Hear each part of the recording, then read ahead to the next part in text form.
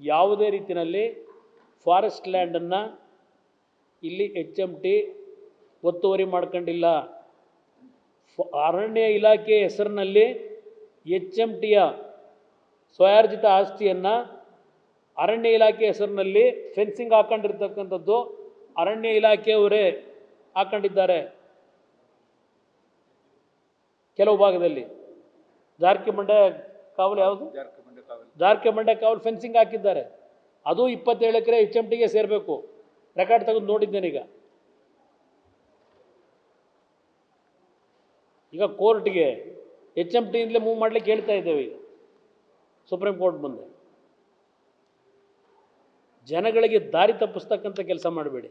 ಯಾತಕ್ಕೆ 290 ಎಕರೆ ಟಿಪ್ಪಣಿ ಕಳಿಸಿದ್ದೀರಿ ನಿಮ್ಮ ಪ್ರಿನ್ಸಿಪಲ್ ಸೆಕ್ರೆಟರಿಗೆ?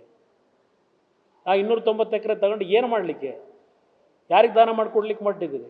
ಯಾರಿಗೆ ದರೋಡೆ ಮಾಡ್ಕೊಂಡು ಅದನ್ನು ಉಪಯೋಗ ಮಾಡಿಸ್ಬೇಕು ಅಂತ ಹೊರಟಿದ್ದೀರಿ? ಇದು ನಿಮ್ಮ ಮುಂದೆ ಇಡ್ಲಿಕ್ಕೆ ಇವತ್ತು ಕರೆದಿದ್ದೇನೆ ಒಂದು ಭಾಗ. ಇನ್ನು ತುಂಗಭದ್ರಾ ಡ್ಯಾಮು ಏನೇಳಿ ಕೊಡೋ ಪ್ರಶ್ನೆನೇ ಇಲ್ಲ. ಸರ್ಕಾರಕ್ಕೆ ಯಾಕೆ ಕೊಡಬೇಕು ನಾವು? ಇದು HMTಗೆ ಸೇರಿದ್ದು.